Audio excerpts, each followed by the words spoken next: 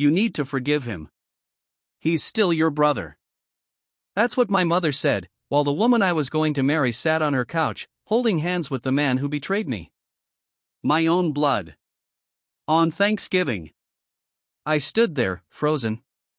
Not because I was confused or shocked. No, I was past all that.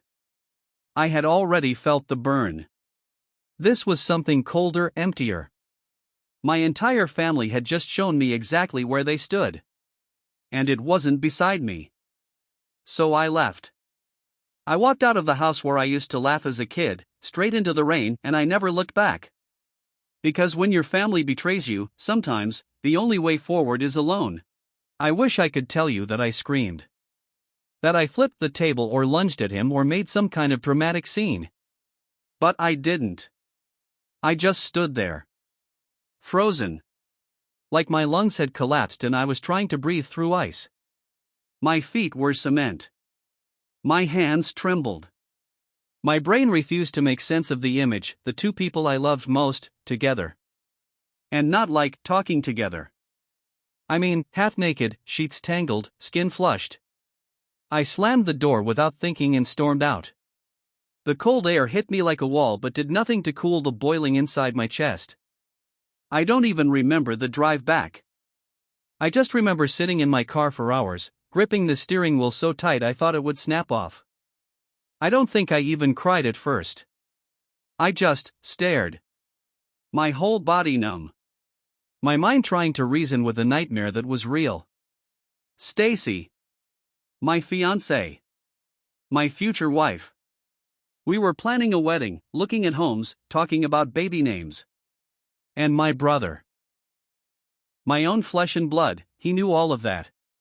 He had helped me pick out the ring. The betrayal wasn't just personal. It was surgical. Clean. Precise. Like they had been planning it for months, maybe years. 2 days went by. I didn't leave the apartment.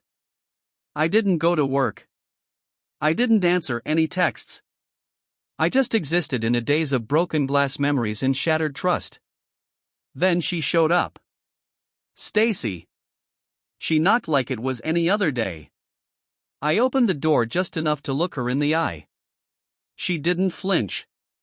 That was almost worse than the cheating, her lack of remorse. She said, and I quote, "I didn't mean for it to happen, but I think I'm in love with your brother." I laughed. Not because it was funny. But because sometimes, pain has no tears left, just hollow sounds that fill the silence. She didn't stay long. I told her to take everything she owned, every single thing, and get out. She asked if I could be mature about this. That's when I did scream. Not words. Just rage. I don't even remember what I said. But it was enough for her to flinch and leave fast. Then came the calls. The texts. From my parents. My sister. Friends. And in the beginning, they were all on my side. My parents were furious. They told me they couldn't believe what my brother did. They said they had banned him from the house. That he had betrayed the family. My sister, too, she was heartbroken. Said she couldn't look at him the same way again. For a while, that helped. Like a cold compress on a wound. Not a cure, but it stopped the bleeding. I was barely getting by, emotionally. But at least I had something. Some form of family. Some sliver of support. Then, November came. And with it, an opportunity. My boss, Rick, a guy I deeply respected, pulled me aside and said, "I've recommended you to take over the Chicago office. It's a mess over there. But I think you're the right guy to turn it around." It didn't feel real. I had only been at the company for a couple of years. I wasn't expecting this level of trust. This kind of chance. I said yes before he finished his sentence. A part of me thought this was fate giving me a way out, a fresh start in a new city, far from the ruins of what used to be my life. I had every intention of telling my family at Thanksgiving and then saying goodbye properly at Christmas. But of course, life had one more slap waiting. Thanksgiving morning, I drove to my parents' house, stomach turning. Not because of nerves, but because I wanted to feel something again.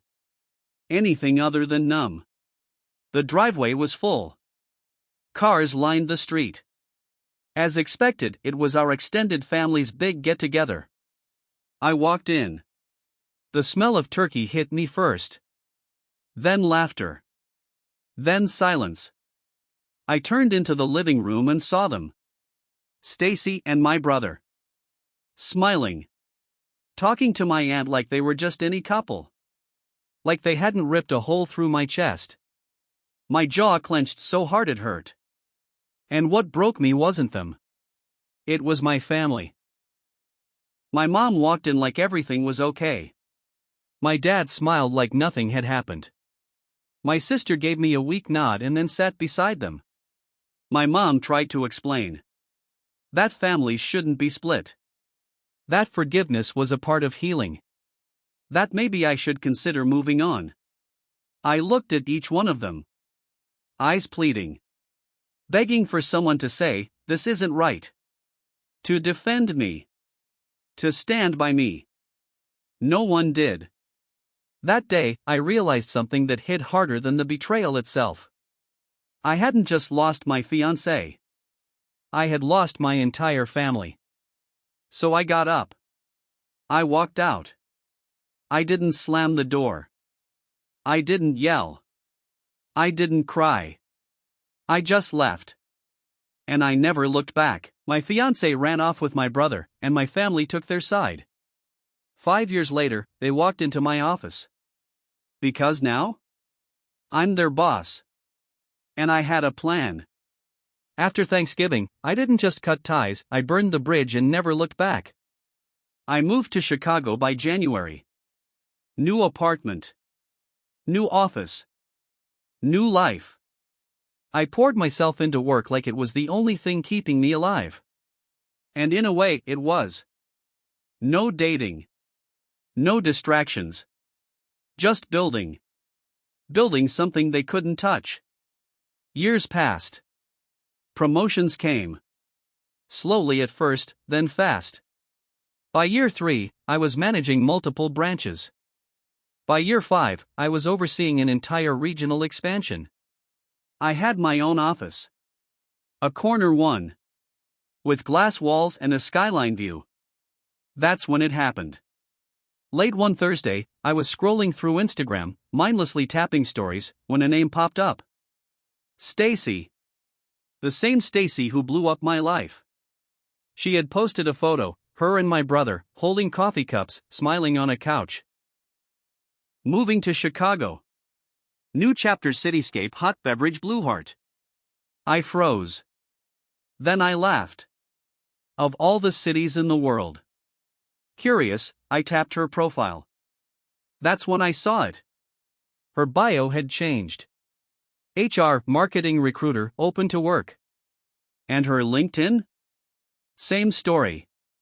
Seeking new opportunities in Chicago.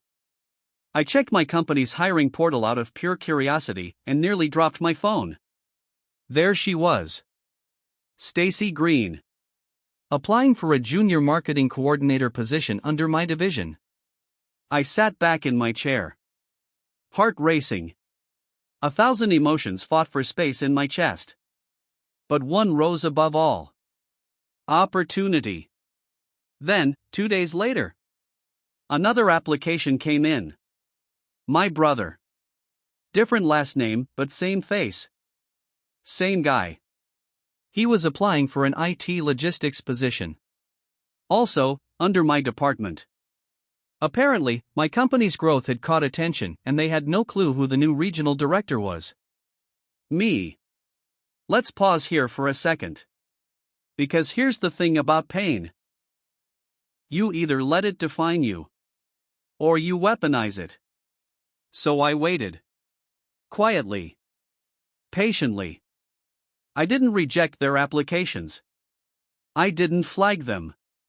I interviewed them. Personally. Of course, I used my team to handle the first round, gave feedback through HR. But the final step? A one-on-one video call. I still remember the look on Stacy's face when she logged in. Her smile dropped instantly. She blinked. Tried to recover. Oh, wow. I didn't realize. I smiled, calm as ever. Small world, huh? She stuttered through the rest of the interview. Said all the right things. Acted professional. Pretended our past didn't exist. And I did too. With a smile. Then came my brother's turn. He looked worse, like he had seen a ghost. I kept it light. Casual. Like none of it mattered. But deep down, I was already planning. And yes, I hired them both. Because revenge isn't about yelling. It's about control. They thought I was just the guy they betrayed. Now I was their boss. And I didn't scream, I didn't fight. I simply signed their offer letters. Because my revenge started with their paychecks. Pencil, the story continues. I hired them both. Not out of pity. Not because I forgave them. But because I wanted them close. Like pawns on a chessboard. Let's talk about Stacy first. She got the junior marketing coordinator job, a role designed for someone straight out of college. Low pay. High stress. Lots of deadlines. No glory. At the interview, she acted overqualified. Said she was excited to rebuild and grow with the team. But on her first day, I walked into the meeting room, smiled, and said, "Stacy, would you mind taking notes?" Her eyes twitched. She hesitated. But said nothing. I knew it burned her. This was the woman who once dumped me for a man with more potential. Now, she was scribbling my words. But I wasn't done. Over the next few weeks, I assigned her to every mundane, tedious, soul-crushing campaign we had, ones that guaranteed zero recognition. Office supply rebranding. Recycling awareness for the janitorial staff. Tracking color palette compliance across our print materials. Each task more irrelevant than the last. And every time she submitted her reports, I'd glance at them, then hand them off to an intern for second review. Publicly. Her face would tighten each time. But she never said a word. Because she needed the job. Now let's talk about my brother. He had it worse. His role? IT logistics associate. Basically, a glorified printer fixer. Day one, I called him into my office. "You'll be working under Nadia," I said. He blinked. "Nadia? The intern?" I nodded. "Well, now she's full-time. She knows the system. Learn from her." And just like that, my older brother, the guy who used to call me deadweight, was now taking orders from someone 10 years younger than him. Beautiful. But I didn't stop there. Every week, I made sure he attended our all-hands meetings. Not on Zoom, in person. And every time he spoke up, I interrupted. Redirected. Undermined him. Politely, of course. Things like, "That's not quite what we're looking for, but thanks. Let's move to someone else's update. Let's circle back offline if needed." By the third month, he stopped talking altogether. But here's where it gets interesting. Stacy started staying late. She'd linger after meetings. Ask to take on extra work. Offer to grab coffee. Classic guilt-masking behavior. One night, she knocked on my office door. "Hey, got a second?" I looked up. She stepped in, arms folded, clearly rehearsing something. I just wanted to say, "I know we have history. And I'm sorry. For everything." I stared at her. Then smiled. "Water under the bridge, Stacy." She blinked. "Really?" "Of course," I said. "But let's not make it personal. Keep things professional." She nodded quickly. But her eyes said something else. She knew. She knew this wasn't over. Because what she didn't realize was that I had kept every message, every photo, every email. And I had screenshots. She left me for my brother. Now, 5 years later, I was their boss. And at the office party, I gave a toast. One they'll never forget. Because I didn't just forgive them. I exposed them. Pencil. It was our company's annual winter gala. Fancy venue. Open bar. Everyone dressed to impress. I made sure Stacy and my brother were both seated near the stage. They were officially co-workers now, but the fire between them had fizzled. I could see it. The tension.